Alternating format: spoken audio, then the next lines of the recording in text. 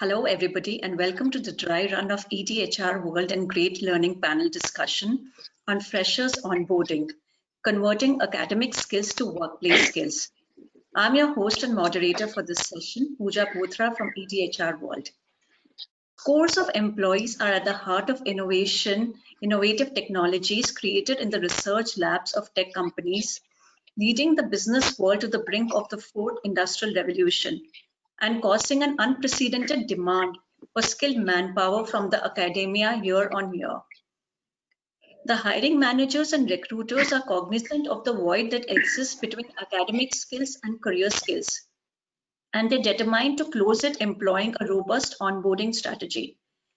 The aim of a successful freshers onboarding strategy is to get the new hires culturally, proficiently, and emotionally ready for the workplace through targeted learning programs and continuous engagement. Our purpose today is to throw some light on the subject of successful freshers onboarding strategy. And for that, we have an esteemed lineup of panelists from the technology industry. I'm delighted to introduce and welcome these leaders for the virtual roundtable. Pallavi Tyagi, EVP and CHRO India at Capgemini. Harshvendra Soin, he's a global CPO and head marketing at Tech Mahindra. Ridesh Malhotra, Business Head, Enterprise Great Learning.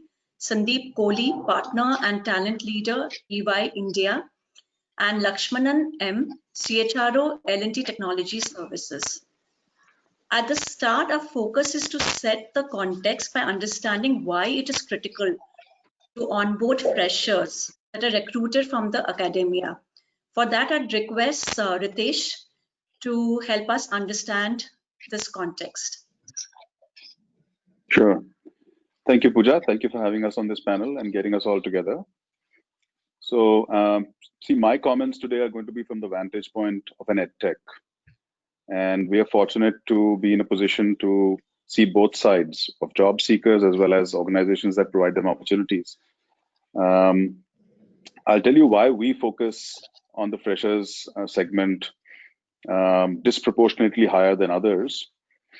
So, and I'd like to start off by talking a little bit about statistics. Now, most of our panel today is from tech companies, so I'll try and focus on tech roles and tech jobs. If you look at the number of graduates that come out of our engineering colleges every year, that number stands at about 8 lakhs a year. Right? Now, the expectation that these freshers set upon our economy and on the industry is to the tune of 24,000 crores, just in annualized salary basis. Right? That's on a very nominal salary basis assumption that I've used for all college freshers. Now, that's a pretty large number. Now, let's look at the data from the other side, from a supply point of view. Now, if you look at the largest job aggregator in the country, the number of fresher jobs that are on offer at any point in time, the highest number is about 2 lakhs. And so that, in a way, is what the industry is in a position to fulfill against the demand. And the corresponding salary commitment from companies on that number of 2 lakhs is roughly 6,000 crores. Now, which itself is a pretty large commitment, but there is a massive void between the 24,000 crore expectation that young graduates have versus what the companies are able to fulfill. Right?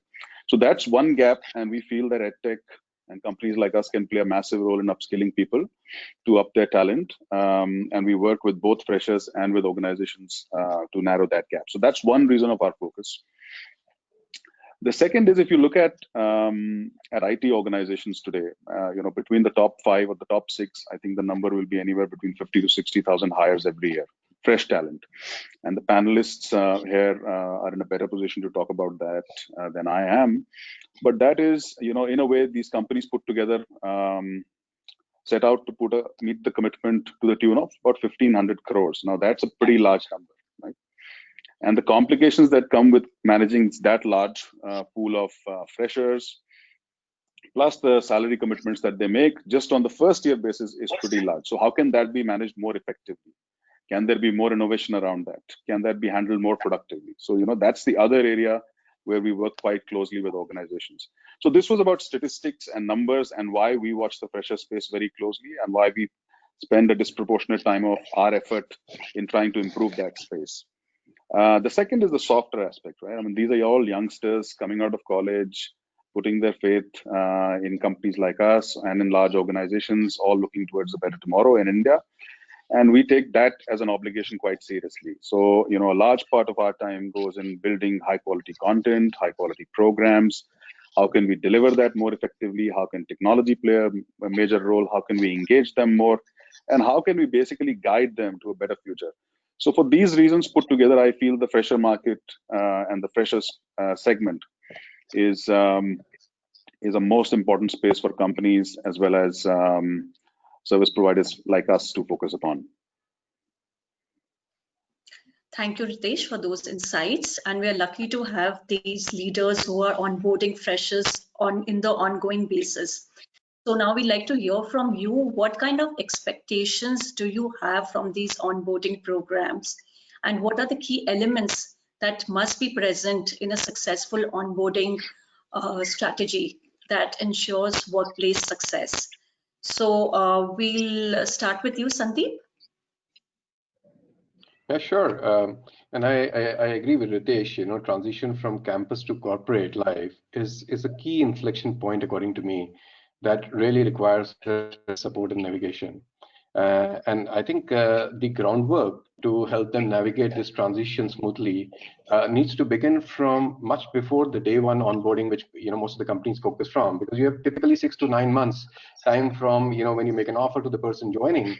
And this can really be used to prepare them for the corporate life and assimilating them for your towards your organization purpose, vision, and culture. I call this a yes to desk kind of thing. Where from the time they say yes to the time they join, I think we need to use this most productively and welcoming as an organization. At EY, we believe that whenever you join, however long you stay, the exceptional EY experience lasts you a lifetime. And that's what we want to do, that every aspect of our interaction with people have to become exceptional. And we call this program as Welcome to EY.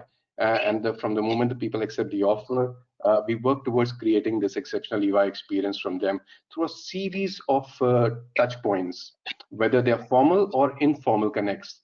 With these new joiners to help them settle in the organization, be it meet and greet sessions with their managers, allocating a buddy, sharing host of information about their role, completing certain technical courses in advance, sharing information on business, culture, organization.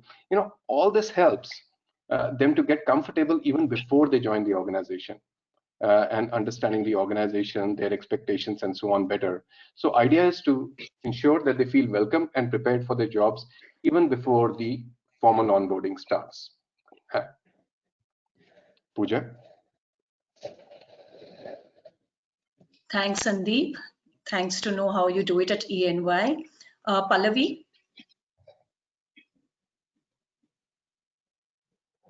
Yeah, so I'll add to what Sandeep mentioned, and absolutely, onboarding is one of the most critical areas, and especially when you're making the transition from campus to corporate, it becomes even that much more critical. We all know that onboarding helps familiarize with the business, the focus, understand how things really work, right? And then helping establish relationships, networks, and then, of course, most importantly, adapting to a new culture. What also is very important in onboarding, and which does take time, and we do this before the actual onboarding starts, is what we call it as onboarding basics, which is basically getting the documentation in place, doing some compliance trainings, looking at what support technology needs to get done. To what Sandeep also mentioned, exceptional onboarding starts before the employee's first day. It actually can start at the time that the candidate is being interviewed. And one of the most critical touch points for an employee experience, so ultimately onboarding is about employee experience, and it's the first employee experience for a college student to be joining a corporation, is the interaction between the manager and the student or the new hire, to understand what the roles and responsibilities are going to be when they are put on when they are assigned to their roles. You asked about what are the critical elements that need to go into an onboarding. It's basically to answer questions like, what am I here to do? what resources I have in order to do that, what do I need to know to succeed, who are my key stakeholders, how am I going to be measured, and what behaviors get rewarded in any company. So as an example, for college hires, we conduct training, which is even before onboarding, it's pre-onboarding, to expedite the process of getting ready for work and, more importantly, help cultural immersion.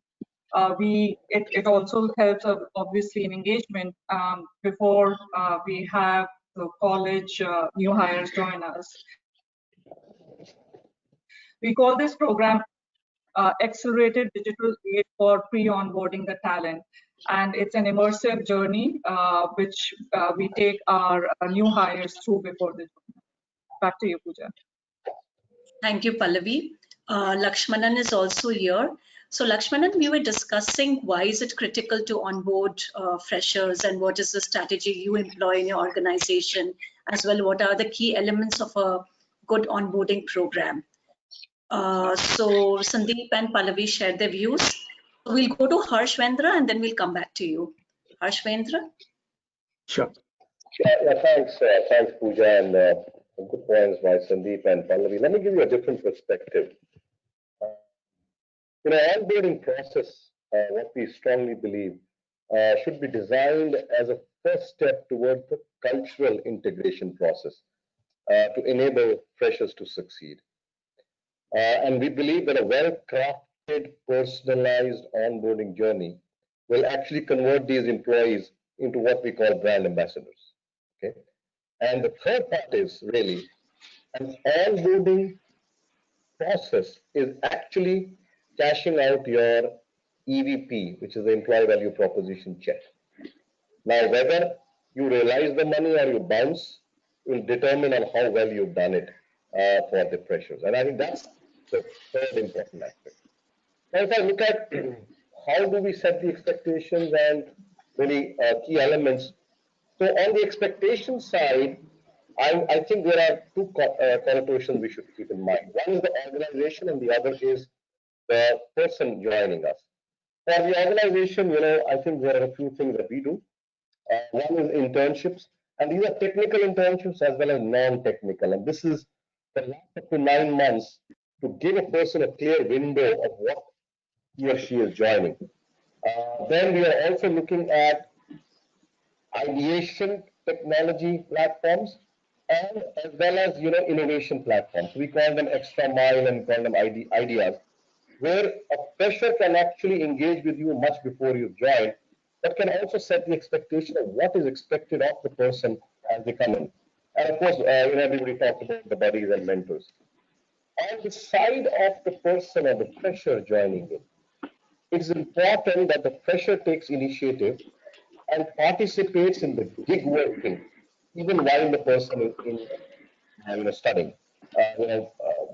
All of us have tools. We have a tool called Flex.ai, which is a crowdsourcing onboarding tool where you actually can work without being a part of the organization and get the feel of how that particular job is. Now, the second part of the question is very important. We talked about the elements, and this is key. We call it what the 4F approach, and the 4F approach for us is fit, friends, focus, and future. What I mean by the 4 is fit means we give an insight into the freshers on the IQ of the company, which really means your purpose, values, culture, tools, and processes, because these are the 4 important fit items or elements to make sure that the fresher fits in.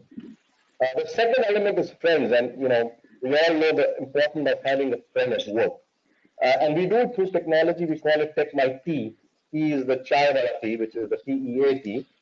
So you can actually have a cup of tea with whoever you want to within the company as you join, and it's randomly selected, and you can actually even have a chai with our CEO anytime you want.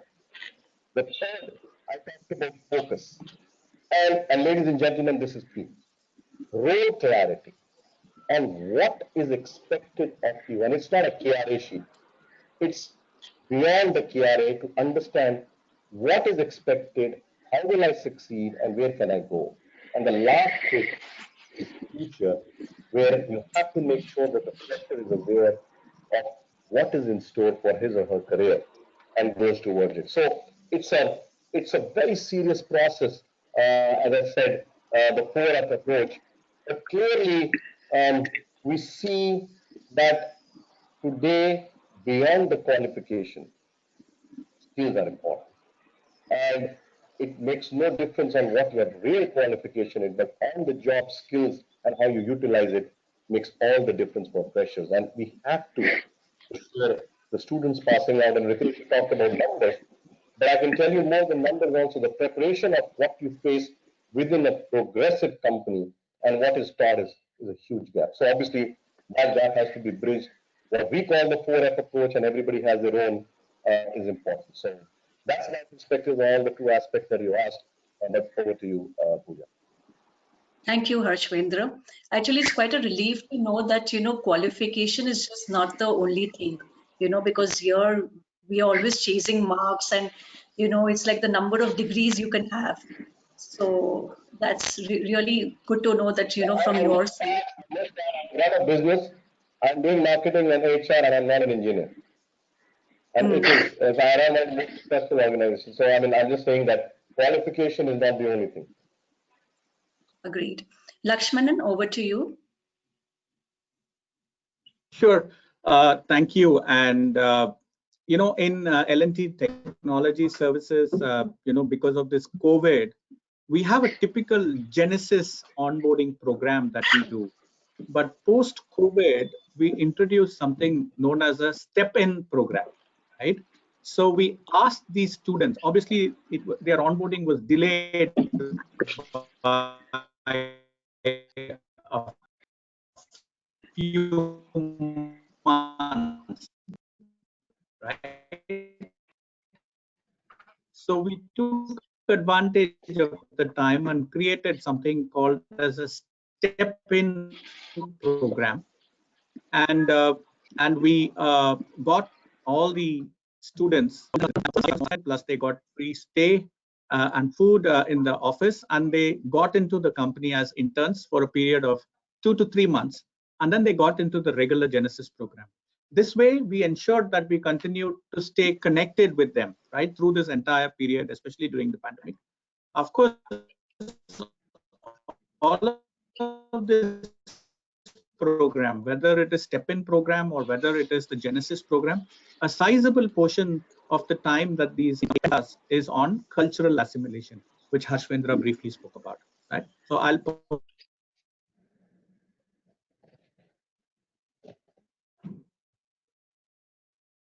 Yeah.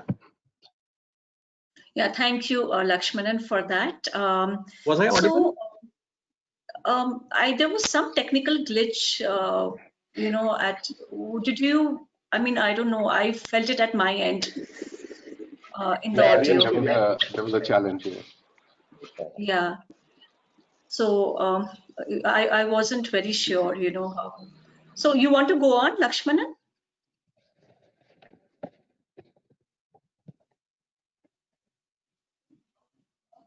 I think we still have the challenge. So am I better now? Is it clear now? Is it clearer? It's coming in spots. Maybe. So just give me a few minutes. I'll sort this out. Perhaps it's from my side. Yeah. Okay. So my next point is that during the pandemic, we had to deal with an unprecedented crisis, and business came to a grinding halt, and everything was disrupted, and so was talent acquisition. During these times, how did you all manage to onboard freshers, and digitally, how digital is actually kind of closing, this gap and enabling us to for business continuity and things to go on. So Pallavi, you want to jump into that? You want to take it?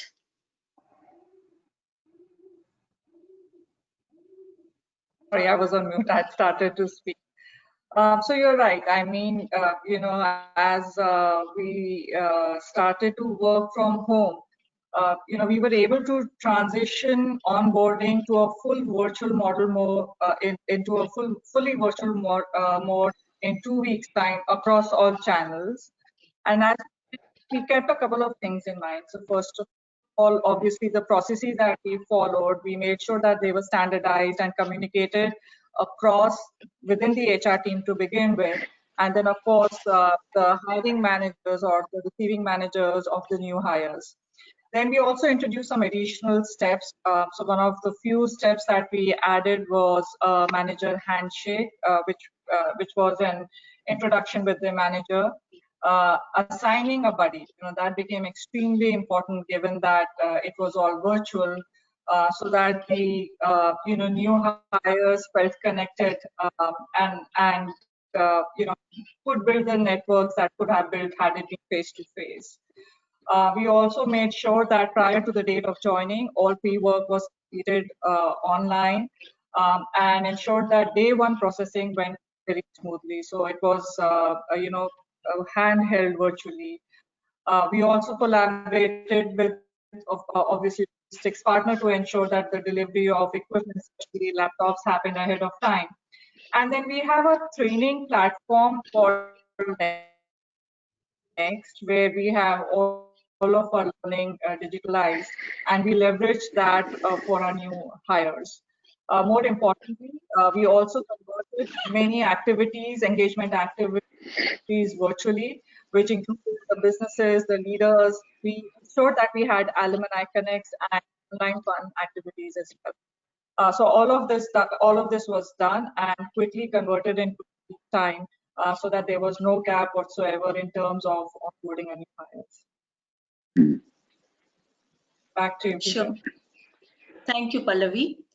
So Harsh and Sandeep, either of you can just pitch in, or what kind of response did you get, when suddenly everything was digital, and the idea of joining an organization even where you've not physically seen the office, or that excitement was lacking, but how did you engage and how did you close that gap? So we turned to digital. Sorry. Go ahead. So as you rightly said, we turned, last year was a challenging year, and we turned to digital onboarding last year. The shift was rather sudden, due to the pandemic. But we good part was, as an organization, we stayed committed to all our offers, both at campus and lateral, and made people join even during the lockdown when the offices were closed. No movement was happening. But the good part is that as an IT organization, as a consulting organization, our IT infrastructure was already very evolved to enable work from anywhere, because that's how our consultants work. So the streamlining the process worked quite swiftly. But the challenge was that we have a very holistic onboarding model, which has a multi-layered journey, and it goes on for a fairly long time.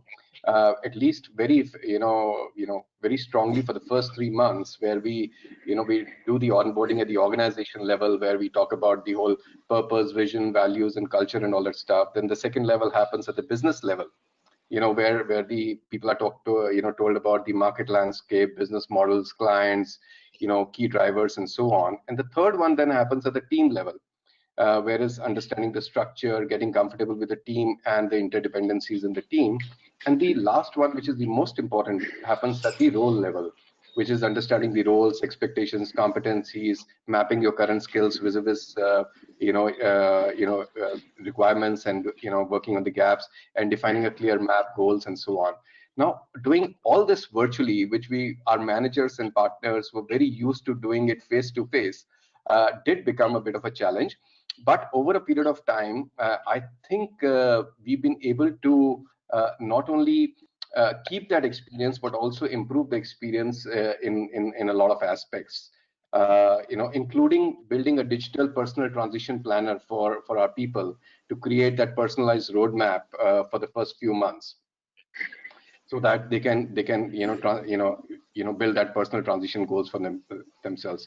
But however, I still feel that touch and feel cannot be replaced, and so with the situation improving, hopefully we will move back to a mixed model of digital and physical onboarding.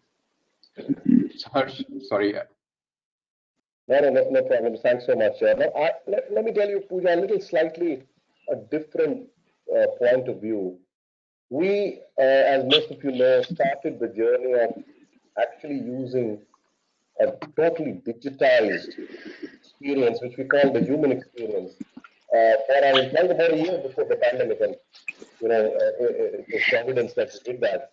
But I'll give you a few steps that we take, which really helped us during pandemic. And just to caveat, we've hired more in the pandemic than ever before. 2-3 days ago, we actually came on with another ad in the Economic Times, which is really asking for even more people. So our hiring has been probably the highest. But let me tell you what we do and how do we use technology and tools. Now let's look at the pre-boarding or the pre-boarding that a lot of people have spoken about. All appointment letters today, and not all, but most of them are now a smart contract and blockchain. There is absolutely zero paper. So obviously, the whole there is no physical movement of anything. When that happens, then we also have, what we do is we give access to the person who's joining to a chatbot called ETHRWorld, which has an OCR tool, which is the optical recognition. So it picks up all the information that is needed for a joining form from your LinkedIn, social media, your resume. So there is no need for us to fill out those reams of paper that normally we used to do. We walk in, everything is pre-filled. And everything apart from a bank account, and I can take the bank account too, but I don't, for obvious reasons. But your social media actually has all the details and your resume has the rest. So we actually pre-fill all the forms. So that's taken care of on the pre-joining. And the last bit that happens on the pre-joining is the intelligence from social media and what your interests are. So even before you join me, I know exactly what your interests are.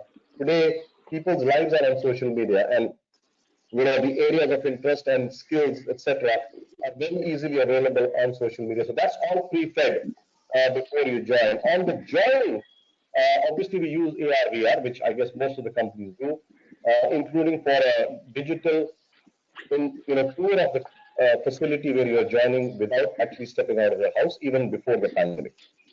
Secondly, what we do is very clearly, where we use simple video messaging, but this is not a single stream video. These are a multi-stream video, which means it's called the multifunctional video streaming, where there is one video playing, but everybody can sort of see what they want to. You don't have to go through that video.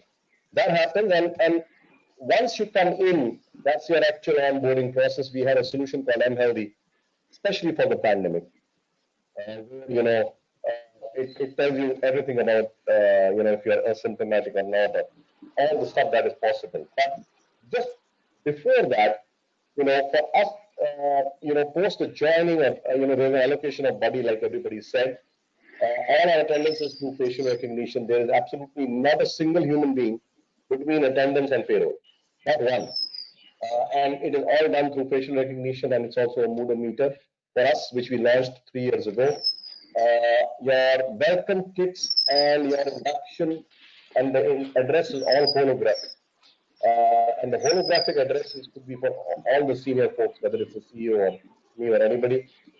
And we had a humanoid that walks around, at least Noida. So most of the first round of question answers is with a humanoid. Customized gifts. Earlier we used to give diaries and pens. Now we give a 3D printed material, which is quite interesting for all the youngsters who join. So we've actually used deep technical to enhance the whole experience.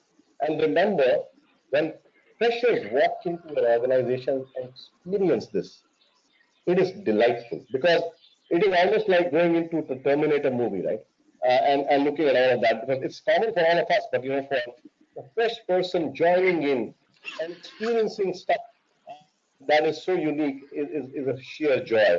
And I think that, to my mind, has helped us through the pandemic, but also helped us connect various things. For example, when the pandemic hit on the business front, we actually monetized mHealthy. mHealthy is being sold to various organizations now.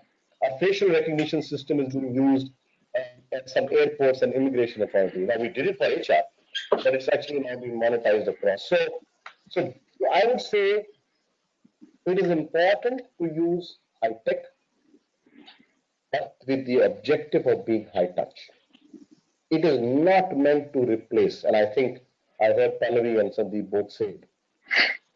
The high tech cannot replace high touch. It can enable it. And I think that's the only way that we sort of use digital. But sorry for the longish answer. Back to you, Pooja. Thank you, Harsh. And I'm very glad that you touched upon the, how we are leveraging data in onboarding. So, collecting data and data that you get from social media. That's a very interesting insight you've shared, because I think that's the way forward, using more and more data in onboarding strategy. Ritesh, we'll come to you, but we'll quickly take Lakshmanan's input also on, how digitally onboarding helped during the pandemic, and how do you use data, and how many, in this last 6 to 9 months, how many did you onboard in your organization? If you can just share some numbers also, it would be interesting. Sure. Thank you, Pooja. I think from a L&T technology services perspective, I think, we are an organization where more than 2/3 of our employees come to office at least on 1 day a week, right? More than 2/3. So we may be slightly different than the rest of the organization, right? So starting, let's say June, right? June or July onwards, we have more than 2/3 of our employees across India coming to work, right? And in locations, smaller locations where we are present in Baroda and Mysore, we have almost 90% of our employees coming to office at least 1 day a week. Most of them come for 2 to 3 days a week to the office. So our context is slightly different. We believe that in the engineering and research and development space, we need people coming to the offices to stay in our labs, to work in high-tech machines and etc., which can't really be remotely done, right? So that is our context. Not that we have not done digital onboarding. We have done, a few thousand people onboarding each quarter, right, in our company, and we continue to do that, right? And we onboard them digitally, but because they finally end up coming to work at least 1 day a week, then the touch point is maintained, and therefore the touch is really very, very crucial. Point one. Point two, we have trained our managers. We have trained our managers to deal with this this situation, the online and high touch, high tech that Harsh talked about. So we trained our managers, and we have actually trademarked a WFX certification program. We call it Omni Plus, right? Where we have trained our managers how to be empathetic, how to be considerate, what are some of the online behaviors, and what are some of the inclusive behaviors that you demonstrate, especially when you're working with global people online, right? So these are some of the things that we have done, but clearly I would say that nearly 100%, if not 199% of our new joinees have come to office at least once during the last 6 months, right? So our context is slightly different. People have started coming to office, but that necessitates me to quickly talk about the social distancing that we maintain, the hygienic situation or conditions that we maintain in our office and our cafeterias. They are as good as the best, right? We maintain social distancing. We have very good canteen facilities available, but we don't provide last mile, transportation, right? We thought that is one risk area, and we encouraged our employees to travel in their own vehicles, right? That's the only consideration we took. But at any given time, it's quite likely that 2/3 of our employees are in the office at least on 1 day a week. Thank you, Lakshmanan. Thank you for that.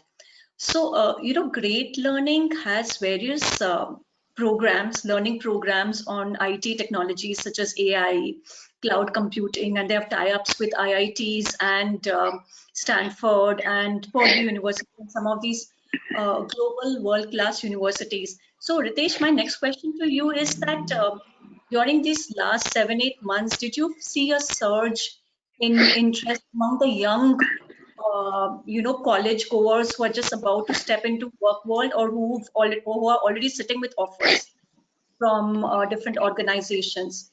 So, Yeah. Yeah, so let me start by saying that, that we were amongst probably the few industries where our business grew during the lockdown and the pandemic, and the acceptance of edtech and the models of edtech has grown dramatically. Sandeep and I were having a chat. I was telling him now we don't need to convince people about the ability of moving their learning classroom online, right? Recreating the classroom online, as we like to call it.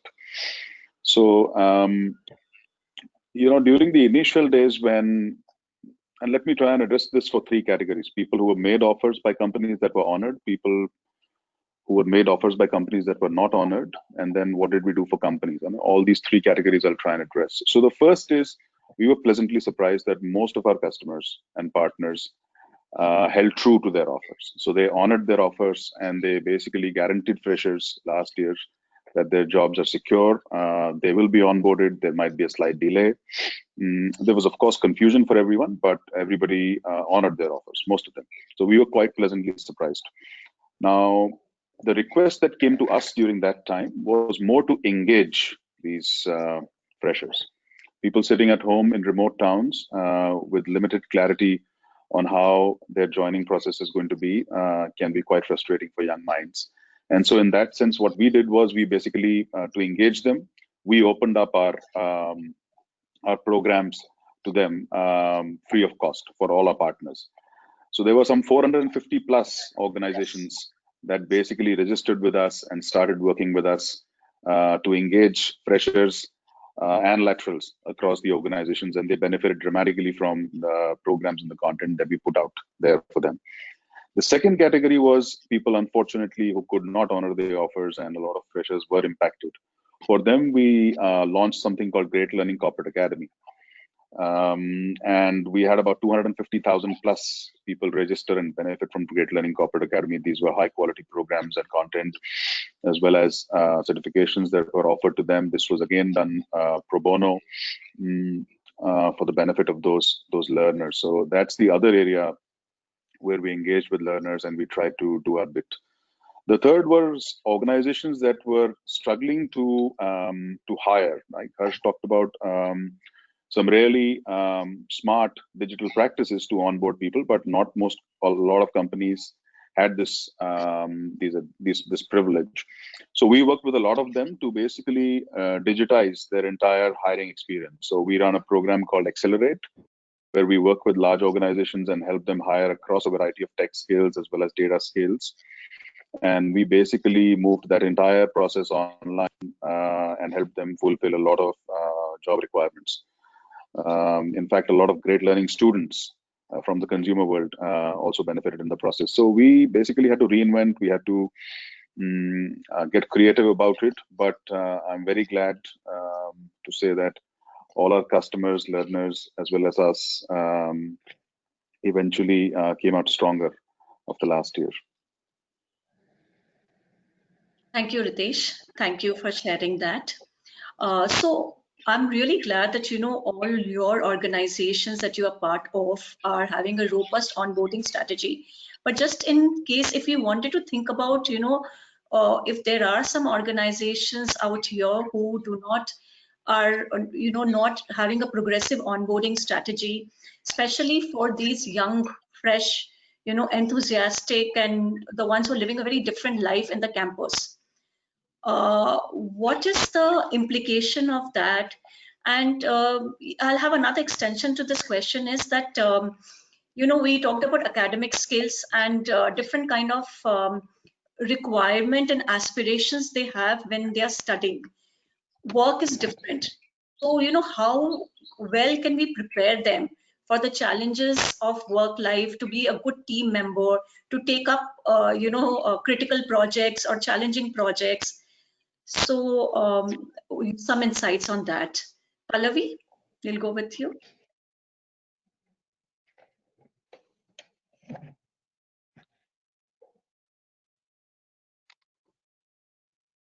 Pallavi, you're on mute.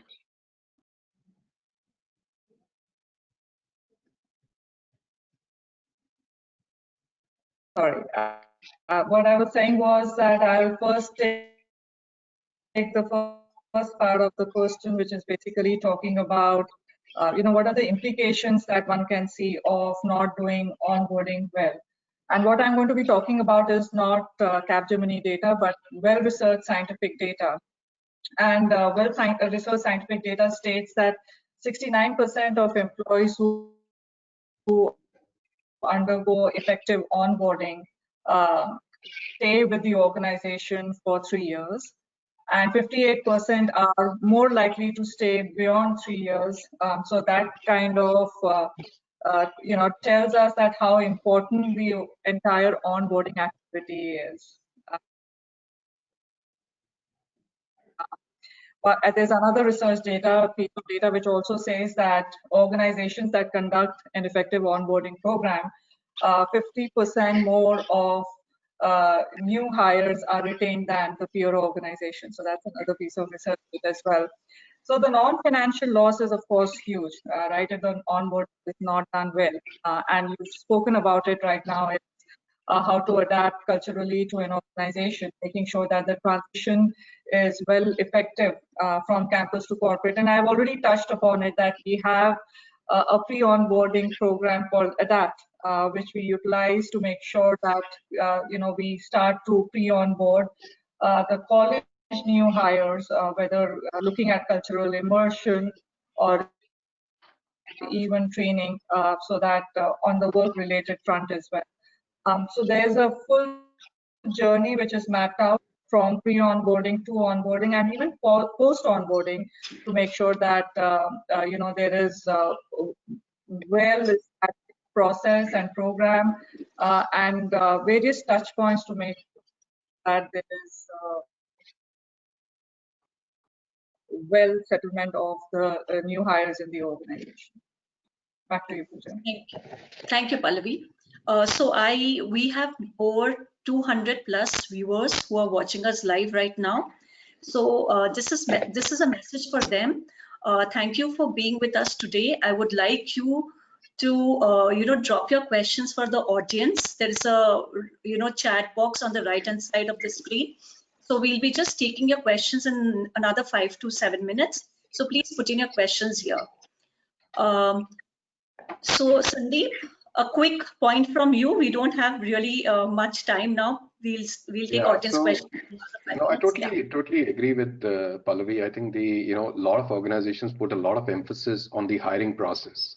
But when it comes to onboarding, people possibly don't put as much emphasis, which is a lot more important than actually hiring. So impact of a poor onboarding, can cause, I think, several negative consequences, both financial and non-financial, for both the employee and the employer. On the other hand, if you have a good positive onboarding experience, as Pallavi was talking about the statistics, you're more likely, to keep the employees for a longer period, have a higher job satisfaction, have a stronger association with the company culture, and of course, much stronger productivity, and performance from the employees. So I personally feel on the second part of your question about, how can organizations really help in bringing people from campus to corporate and settling them. I think two aspects, apart from all the stuff that we do in onboarding. I think assigning them a good mentor, and in a formal sense, to help them in their personal and professional development is very important, which is very simple to do. On the other hand, assigning at an informal level a buddy at the peer level, which helps you support on issues, which you're not comfortable reaching out to your manager, some of the unwritten and unsaid stuff in the organizations, and the buddy is able to help you with that. And also, and one should not see the process as a couple of days activity. As Pallavi was also talking about, it is if not a year-long process, it is at least a 6 months formal process for us, at least in EY. And we need to make sure that there are constant checkpoints. We have something called 555 at EY, which is on the 5th day, 5th week, and 5th month, the HR business partner would reach out to each and every new joiner to check on people in terms of how are they settling down. So keeping a good check on the process and having a robust process, I think, is good for the organizations. Thank you, Sandeep. Lakshmanan? No, I mean, I agree with what Sandeep and Pallavi have said. I think onboarding is an extremely critical part, and I think in our services business you don't have a choice but to have programs like 555 or 444 in the company to ensure that you are periodically doing a dipstick, right? And you have these great place to work surveys, and you do surveys for all those who joined only in the last 30 years. You have dipstick and pulse surveys, and organizations have no choice but to engage in all of that to ensure that this infant mortality, as we call in IT services industry, that people who leave you in less than 6 months or people who leave you in less than 9 months, that number is a management dashboard number. It gets reported every quarter to the leadership team saying our infant mortality rate is 5% or 6% or 8%. So it's extremely important. And that number, if you can keep that number closer to your typical annual attrition number, I think you are doing good. But if that number is high, and if that number is high for a particular business unit or for a particular manager, then you have manager scorecards to start working with those managers to ensure that they are addressing the issues. You can't afford not to keep doing these pulse checks and dip checks, because it's like a leaky bucket. You keep hiring and they keep leaving, doesn't help. So it's important that you hire and keep. Therefore, this onboarding process and ensuring that you have a proper onboarding buddy assigned, or a 444 or a 555 program, pulse surveys are extremely critical for us. And I'm sure most of the companies do it. Thank you, Lakshmanan. Harshvendra, we'll just quickly go to you and then we'll start taking the audience questions. I think a couple of points that have not been spoken is it's important not to leave candidates in what I call the dead zone. Dead zone is when you make the offer and before they join. And if you leave them in the dead zone unintended, then you obviously have a disengaged employee coming on board. Now, data very clearly says that onboarding has to go beyond the orientation. Most companies finish the orientation process and onboarding is over. It's more to do with productivity and performance management in a different way. Now, obviously, data tells us clearly that 1/3 of the organizations across industries don't have an onboarding process. It also tells us that if there's a strong onboarding process, there is a 91% chance of people, surviving over the next 2 years. And the cost could be really high. You did ask that question on the cost. The cost can be as much as 300% of their annual salary, right? If for a wrong onboarding to happen. For us, it is also about the fact that while I talked a little bit about our facial recognition and mood meter, but what we do is on a daily basis, that captures about 8 emotions of people. So we actually do a dipstick on a daily basis, especially for people who've joined in the last 6 months. And it can give us a lot of insights into our locations. Now, it doesn't give an insight into a particular person, but it gives insights into a location where, if the graph is going up or down, even on a one-day basis, it's alarming for us. So there is a lot of stuff that we'll have to do, because obviously, onboarding costs, as per the Aberdeen group that has done its research, is almost, if I remember correctly, about $80,000 an employee if you don't do good onboarding and onboarding. So it's an expensive proposition. And more importantly, if you don't have the people, how do you expand your business? And for folks like us who are having a business expansion quarter on quarter, you do need talent to man the positions. Otherwise, it's all fluff in the air. So I agree that it's a very, very important process, but it's also dynamic. You can't have one onboarding process for all, year through and for all age groups. I think you'll have to sort of personalize it a little to make it really more effective. Yeah, thank you, Harshvendra. So very interesting question has come from the audience. Are there any reverse mentoring examples of virtual onboarding where managers ended up learning from freshers? So, there is a lot about, learning from the Gen Z and learning from the young ones. So Pallavi, will you take that?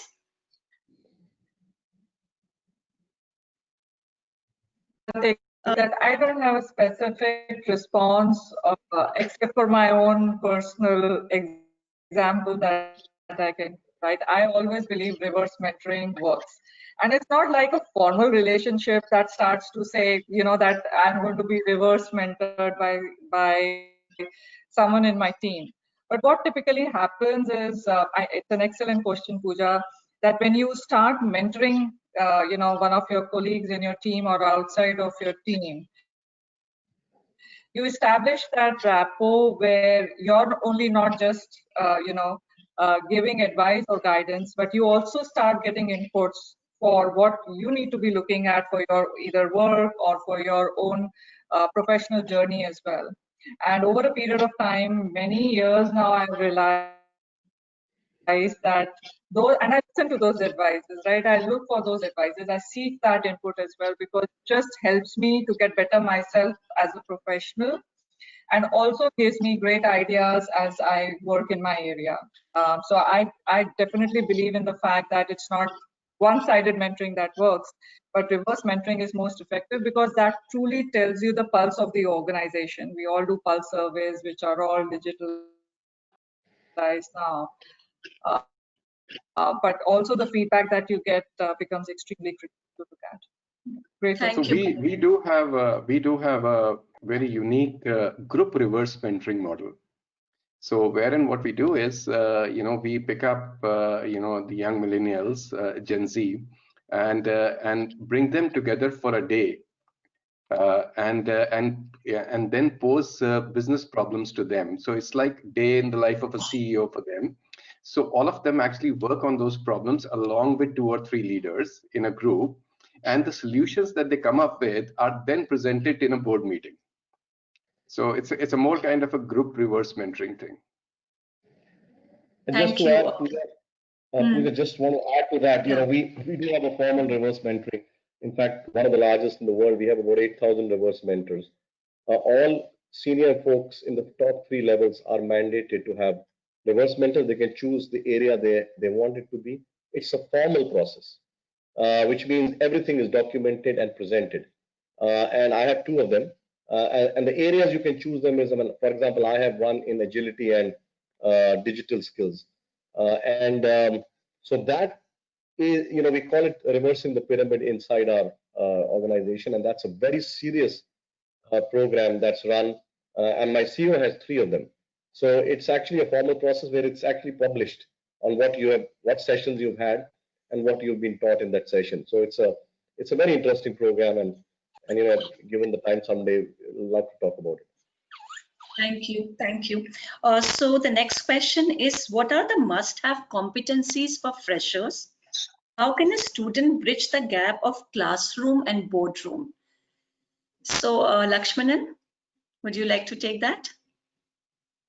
Yes, yes, thank you. And I think this is a wonderful question, and and a question that most students, freshers who come into the corporate have, right? And I think, to me, an attitude to learn is perhaps the biggest competency, right? An attitude to learn, not just the functionality, but also the culture of the company.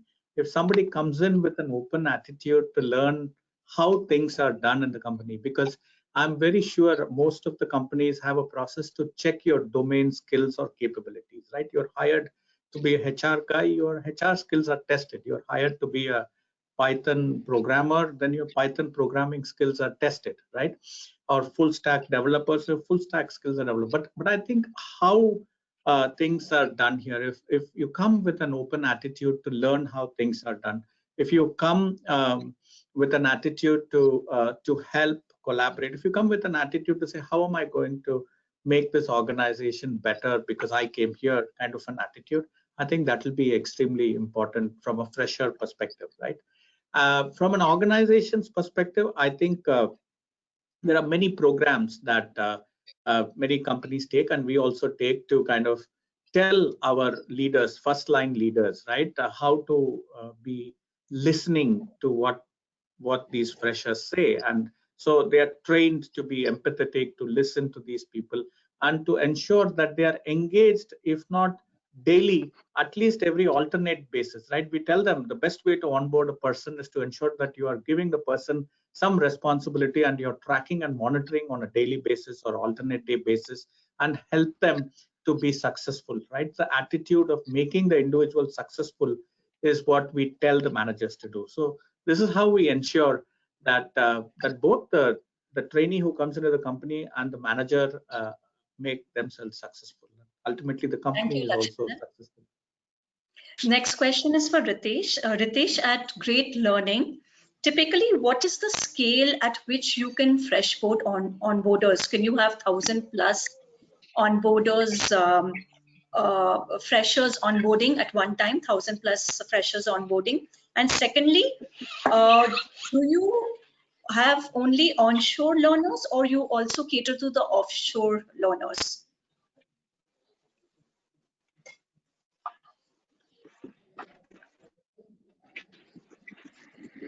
Ritesh, you are on mute. So we cater to both, Pooja.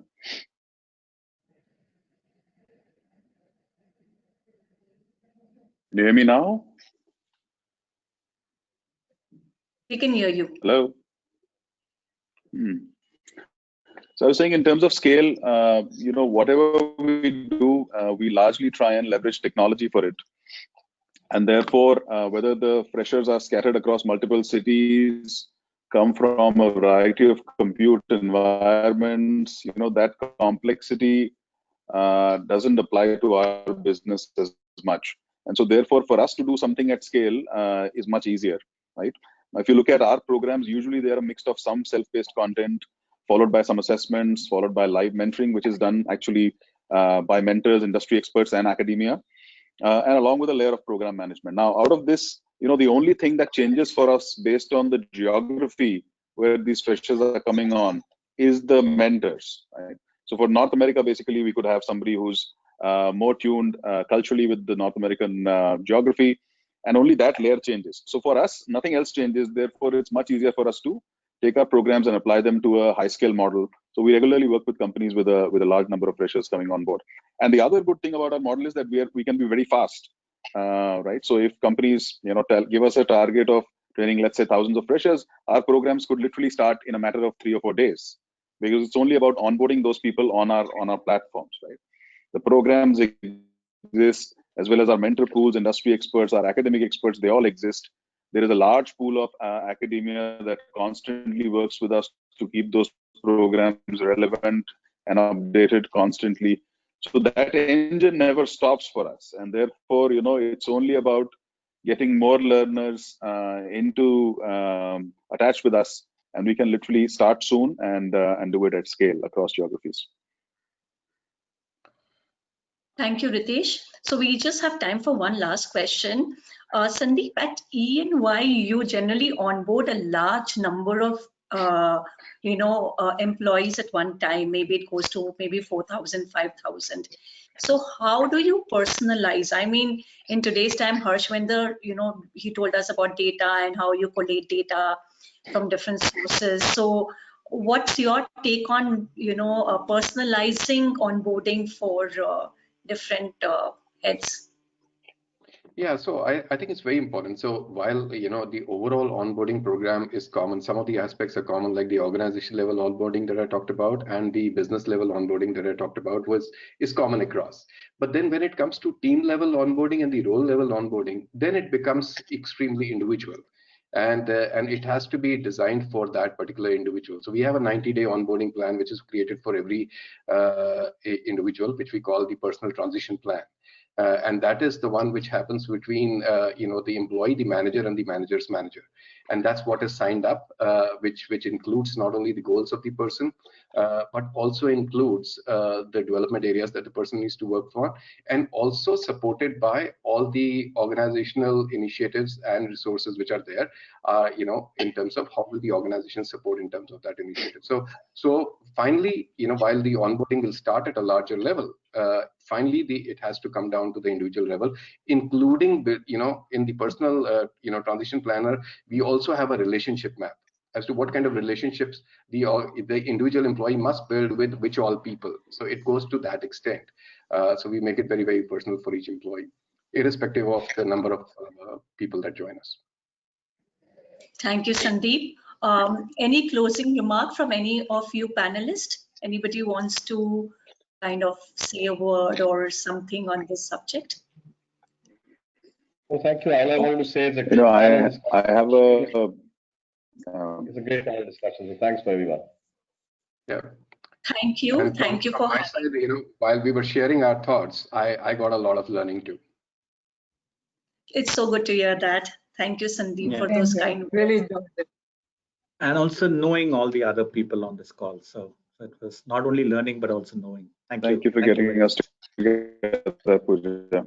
Thank you. Thank you for being here at this ETHRWorld RT with the great learning. Thank you, audience. Thank you, viewers, Thank you, Pooja. for sharing your questions. Thank you, everybody. Thank you. Thank you, Pooja. Thank you.